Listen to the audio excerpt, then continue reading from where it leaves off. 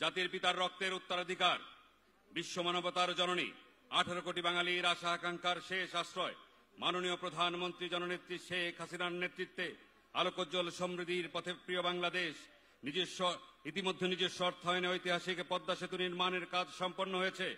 বাংলাদেশের সমুদ্র সীমার বিজয় অর্জিত হয়েছে। শ্রমিকদের মজুরি বৃদ্ধি পেয়েছে। দৃষ্টিনন্দন ফ্লাইওভার মেট্রো রেল নির্মিত হয়েছে এবং কাজ চলমান। জেলেদের খাদ্য সহায়তা প্রদান করা হচ্ছে। দারিদ্রতার হার নিম্ন পর্যায়ে আনা হয়েছে। রাজাকার যুদ্ধাপরাধীদের বিচার সম্পন্ন করে বাংলাদেশকে কলঙ্ক মুক্ত করা হয়েছে। বয়স্ক ভাতা, বিধবা ভাতা, প্রতিবন্ধী ভাতা, মুক্তিযোদ্ধাদের সম্মানী ভাতা, মাতৃত্বকালীন ভাতা সহ আরো অন্যান্য ভাতা প্রদান চলছে। বছরের শুরুতে 1 কোটি শিক্ষার্থীর হাতে বিনামূল্যে বই বিতরণ, গরিব শিক্ষার্থীদের উপবৃত্তি প্রদান এই সরকারের অন্যতম সাধর্য। কমিউনিটি ক্লিনিকের মাধ্যমে স্বাস্থ্যসেবা প্রদান, মাথাপিছু আয় বৃদ্ধি, প্রতিটি ইউনিয়নের ডিজিটাল তথ্যসেবা।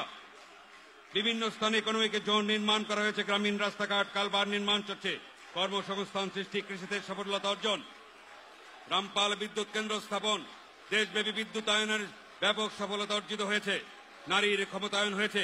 বৈশ্বিক করোনা মহামারীতে জননেত্রী শেখ হাসিনার সুদীর্ঘ নেতৃত্ব করোনা প্রতিরোধে ব্যাপক কর্মসূচি গ্রহণের মধ্য দিয়ে বাংলাদেশ করোনার প্রতিরোধে গুরুত্ব ভূমিকা পালন করেছে, যার ফলে আন্তর্জাতিক মহল বাংলাদেশের প্রশংসায় পঞ্চমুখ। এ পর্যায়ে আমাদের